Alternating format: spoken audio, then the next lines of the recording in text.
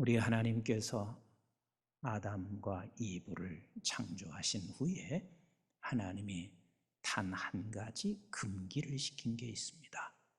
이것만큼은 반드시 금해라. 왜 하나님께서 다른 모든 것들은 내가 마음껏 먹게 해놓고 그 하나만큼은 금하고 계셨나? 이건 굉장히 중요한 문제이기 때문에 그렇습니다. 네가 이것을 지키면 너는 사는 자가 되고, 이 금하는 것을 네가 범하게 되면 너는 죽는다.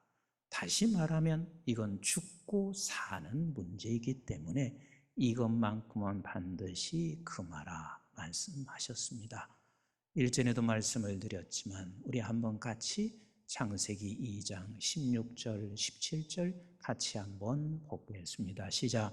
하나님이 여호와 하나님이 그 사람에게 명하여 이르시되 동산 각종 나무의 열매는 네가 임의로 먹되 17절 선악을 알게 하는 나무의 열매는 먹지 말라. 내가 먹는 날에는 반드시 죽으리라 하시니라. 즉 하나님께서 금한 건 딱 한 가지였습니다. 선악을 알게 하는 나무의 열매였습니다. 그럼 반드시 너 죽는다. 이것을 먹지 않으면 너는 사는 자가 되고 이것을 먹으면 너 죽는다.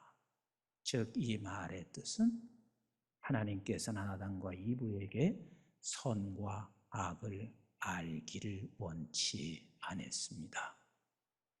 우리는 이 말을 들으면 잘 이해가 안 될 수 있습니다.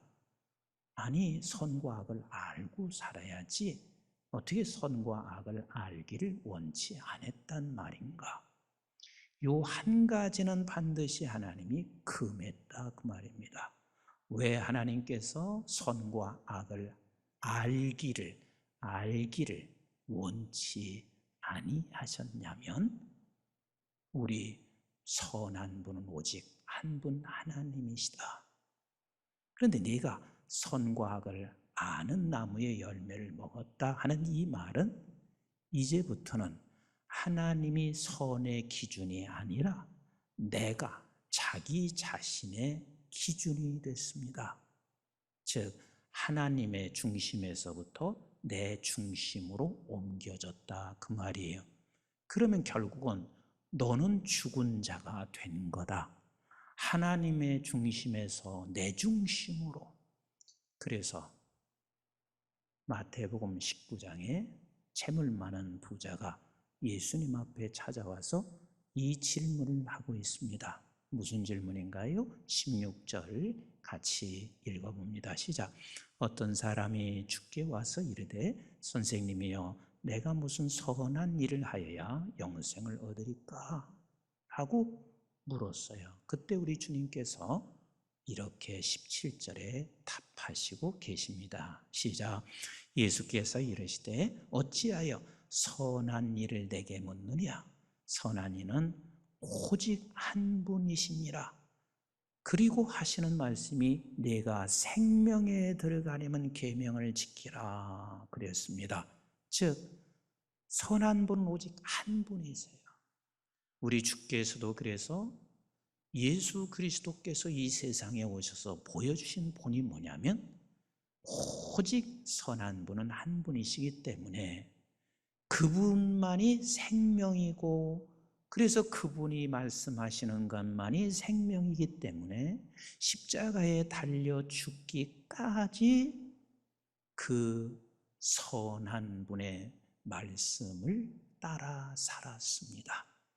이게 우리 하나님이 아담과 이브에게 주신 이거 하나만큼은 반드시 내가 금하고 살아가야 한다. 그런데 이것을 따먹었다. 이 말의 뜻은 자기가 기준이 된 것입니다. 자기가 기준이 됐습니다. 그래서 결국은 죽었습니다. 그래서 자기가 기준이 되면 언제나 내 편을 만들어서 싸워야 하기 때문에 분쟁은 끝나지 않습니다. 내 편이 아닌 저 상대는 언제나 원수가 됩니다. 나는 오늘 본문을 바라보면서 이 본문에 예수 그리스도께서 이 세상에 오셔서 많은 이사와 기적을 베푸시고 계세요. 귀신을 내쫓았습니다. 그런데 저들이 지금 예수님께 찾아와서 트집을 잡고 있습니다.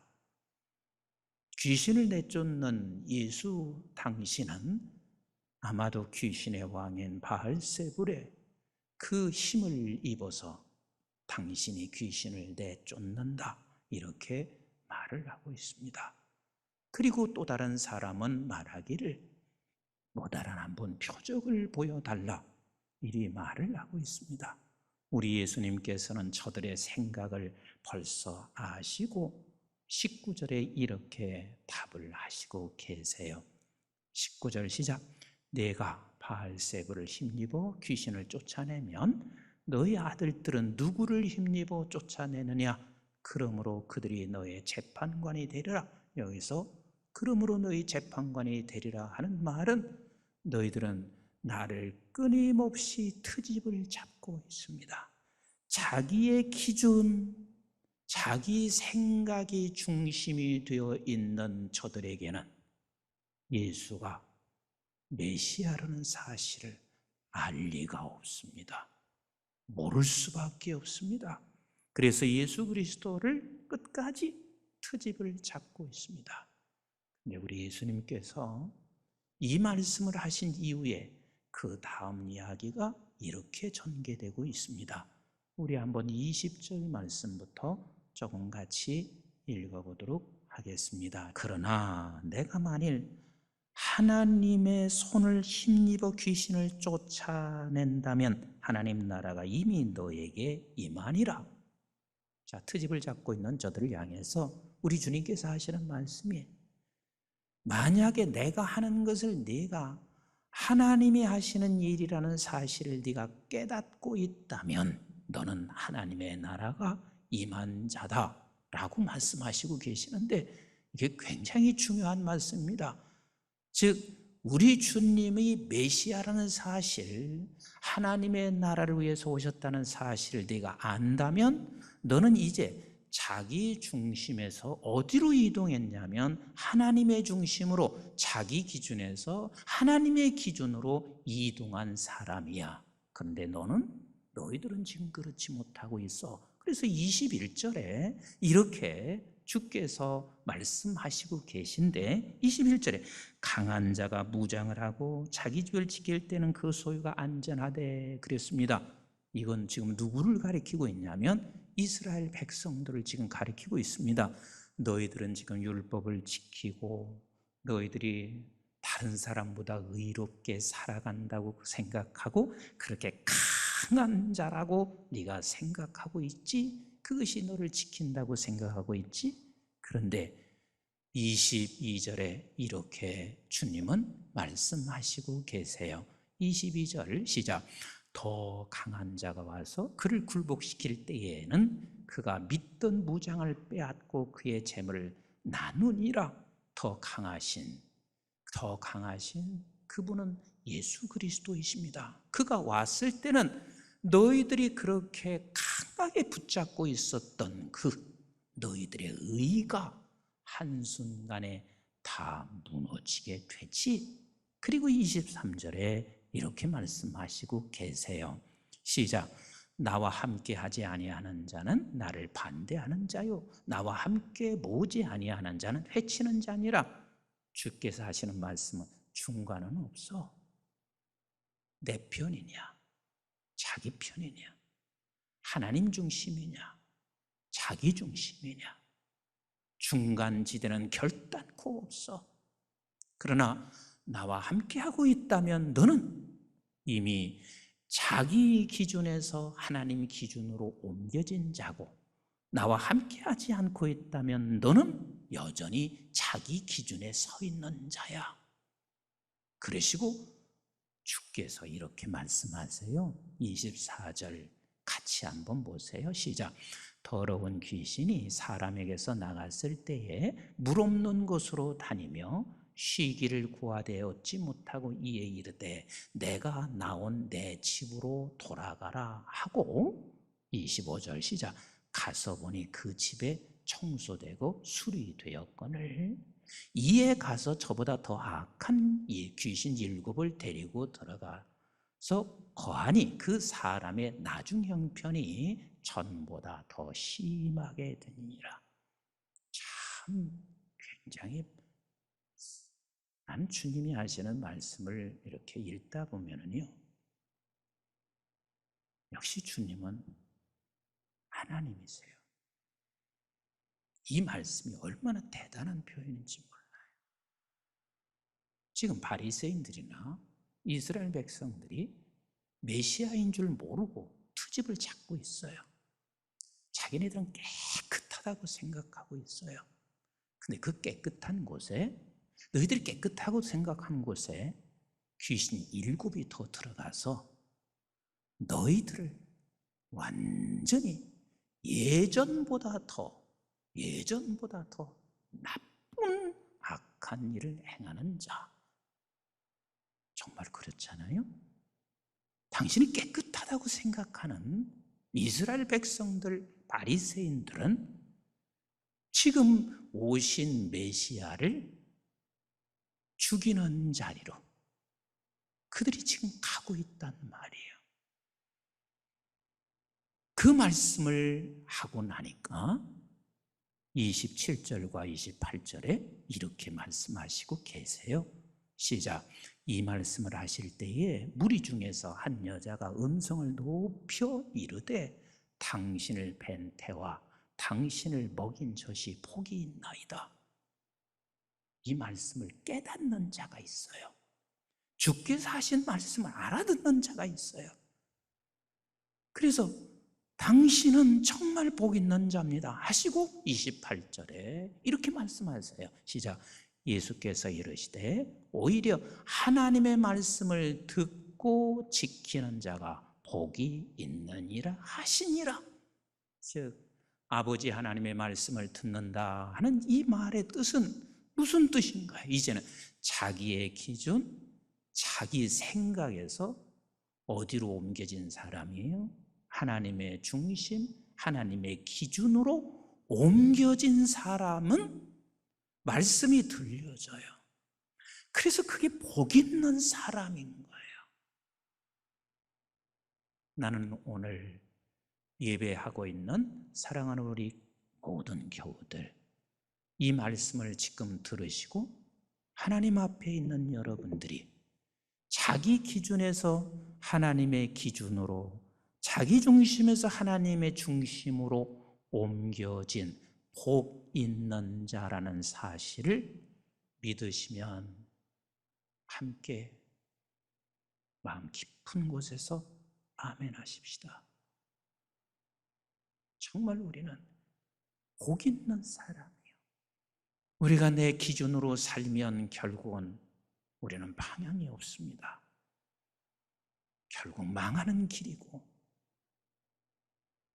또 그것은 멸망의 길이라는 것은 이미 아담과 이브가 그것을 금함으로 말미암아 죽음의 길을 걸어온 것처럼 우리는 결단코 하나님을 이미 왕 삼고 살아가고 있는 우리에게는 이 싸움은 항상 하실 수 있어야 합니다. 우리 한번 잠언서 29장 18절 말씀 같이 읽어볼까요? 시작. 묵시가 없으면 백성이 방자하 행하거니와 율법을 지키는 자는 복이 있느니라. 자기 기준으로 사는 사람은 묵시가 있을 수가 없죠. 그게 방자하게 살 수밖에 없으니 거기는 멸망이고, 거기는 늘 원수요, 거기는 늘 분쟁밖에 있을 수가 없습니다. 하나님을 왕 삼고 그 왕 삼고 있는 저희들이 그 왕의 명령을 따라 그 방향에 서 있는 그것이, 그게 복인 거예요. 그게 바로 생명인 거예요. 그게 바로 사는 길이란 말이에요. 우리 예수님께서 십자가에 달려 돌아가실 때 모든 백성들은 다 한결같이 이제 망했구나, 멸망했다, 죽었다 했지만 실제 죽었습니까? 그 왕의 계명을 따라 순종했을 때 모든 사람은 다 죽었다고 했지만 그게 생명의 길이었습니다. 그게 생명의 길이었습니다. 하나님께서 이스라엘 백성들에게 사무엘 사사 마지막 사사를 통해서 하시는 귀한 말씀을 우리는 평생을 잊어서는 안 됩니다. 사사기 21장 25절이 사사기 마지막 구절입니다. 우리 한번 같이 보실까요? 시작. 그때에 이스라엘 왕이 없으므로 사람이 각기 자기의 소견에 옳은 대로 행하였더라. 그러니까 왕이 없으니까 자기 소견대로 살았습니다. 자기 기준대로 살았습니다. 자기 중심으로 살았습니다. 그래서 저들은 뭘 요구했냐면 왕을 요구했습니다. 우리가 꼭 기억하실 것은 하나님은 우리의 왕이십니다. 우리 한번 같이 따라서 합시다. 하나님은 나의 왕이시다. 다시 한번 하나님은 나의 왕이시다. 그래서 저에게는 두 가지 소원이 있습니다. 하나님이 나의 왕이시라고 고백할 때 언제나 이 두 가지 소원이 내 안에서 일어나요. 하나는 뭐냐면 아버지, 일평생 하나님이 나의 왕 삼고 살게 해주세요. 하나님, 우리 교회가 하나님을 왕 삼고 살게 해주세요. 하나님, 이 민족이 속히 여호와 하나님이 왕 삼고 살게 해주세요. 더 나아가서 속히 온 세상이 여호와를 왕 삼고 사는 세상 되게 하옵소서. 이게 간절한 소망이 됩니다.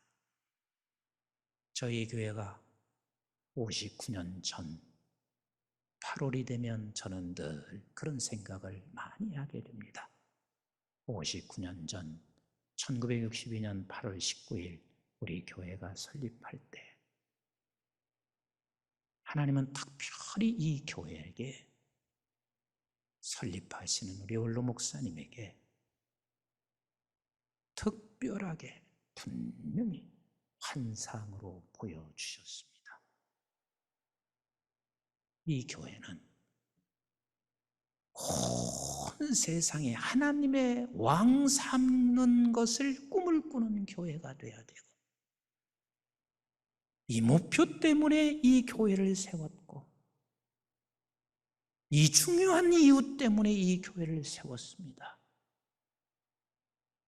그래서 달을 보여주셨고, 그 달이 이 세상 캄캄한 어둠 속에 있는 이 민족과 전 지구촌에 그 어두움을 밝게 해 주어야 하는 것이 우리 교회의 사명이고, 하나님을 왕 삼는 사람들에게 가져야 할 분명한 사명입니다.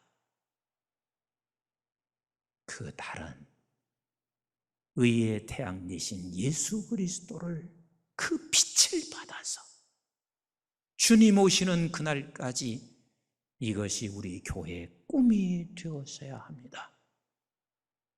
정치인 하나 바뀌어지는 것이 이 나라를 바꾸는 게 아니에요.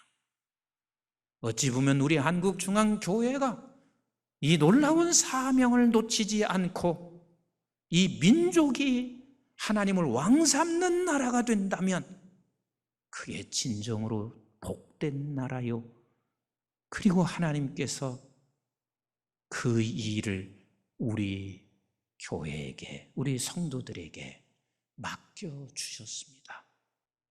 하나님 중심으로 가면 결국은 민족도 사는 것이고, 나도 사는 것이고, 교회도 사는 것이고, 우리 각 개인도 살아날 수 있기 때문에 그렇습니다. 두 번째 소원이 있습니다. 그 두 번째 소원은 우리 하나님이 왕이시니 나를 하나님께서 이렇게 바꾸주셨으니 아버지 왕의 명령 앞에 내가 순종하고 따라갈 수 있게 하옵소서. 지난주 제가 이렇게 말씀을 올려드렸습니다. 이해할 수 없는 일이 생길 때 여호와께서 왔음을 우리는 믿자. 그 여호와께서 오셔서 무엇을 하시냐면 나라는 세상의 블레셋을 쳐 죽이고 더 나아가서는 세상의 블레셋을 반드시 이기게 한다. 그 말씀을 들은 어떤 분께서 이렇게 말씀하셨습니다. 머리로는 알고 있는데 실제 고백은 할 수 있을지 모르겠습니다. 나는 그 말 이렇게 그분에게 답하고 싶습니다. 당신이 머리로 알고 있다는 것은 엄청난 사건이다. 이미 자기 중심에서 하나님이 중심으로 가지 않고는 우리는 머리로 알 수 있는 사람이 없습니다. 그래서 우리는 그 방향에 서 있으면 내가 갈 수 있는 게 아니더라고요. 성령이 우리의 손을 잡고 조금씩 하나님 왕 되신 그분의 말씀을 따라 가게 될 것입니다. 나도 그렇게 살아왔습니다. 지금도 그렇게 삽니다. 분명히 우리 하나님이 왕이시고 분명히 살아계시고 그분이 나를 어떻게 사랑하시는 것 그리고 어떻게 지키시는 것 내가 다 알고 있음에도 불구하고 저도 안 돼요. 그렇지만 그 방향에 서 있으니 조금씩 어제보다는 오늘보다는 내일 그분 앞에 무릎을 꿇는 내 모습을 나는 보게 되고 그래서 내가 안 게 아니더라고요. 우리의 방향도 틀어놓으신 게 우리 하나님이시고 그리고 끌고 가시는 분도 우리 성령님이시더라고. 이 코로나 시대에 여러분들이 그분의 방향 앞에 그냥 말씀 앞에 서세요. 내가 행할 수 없는 거 들으면 뭐냐? 머리는 알고 있지만 들어서 행하지 못하는 게 못하겠냐? 이렇게 말씀하지 마시고 계속 말씀을 들으시는 그 방향 앞에 서서 아버지 나는 못해요. 다 연약해요. 불쌍히 여겨주세요. 회개하는 마음으로 우리가 그 앞에 서 있으면 성령이 끌고 가실 것입니다. 성령이 끌고 가실 것입니다. 우리 하나님이 우리의 왕이십니다. 그 왕 되신 하나님이 이렇게 약속하시고 계십니다. 우리 한번 시편 121편 7절 8절 말씀을 같이 읽어보도록 하겠습니다. 시작. 여호와께서 너를 지켜 모든 환난을 면하게 하시며 또 내 영혼을 지키시리로다. 믿으시나요? 믿으시나요? 우리 왕이 그리하십니다. 그 왕은 만유의 주시잖아요. 우리를 죽기까지 사랑하셨잖아요. 그래서 8절 이렇게 말씀하세요. 시작. 여호와께서 너의 출입을 지금부터 영원까지 지키시리로다. 하나님은 우리의 왕이십니다. 우리 끝까지 아버지 하나님 편에 서십시다. 그 방향에 서시고 그래서 모두가 다 여러분들을 통하여 여러분들의 가정과 이 민족과 전 세계가 이 메시아를 몰라서 자기 기준에 서 있어서 끊임없이 트집을 잡는 수많은 어둠에 묻혀 있는 저들에게 빛이 되어지는, 소망이 되어지는 우리 모든 교우들이 다 되시기를 주님의 이름으로 축복합니다.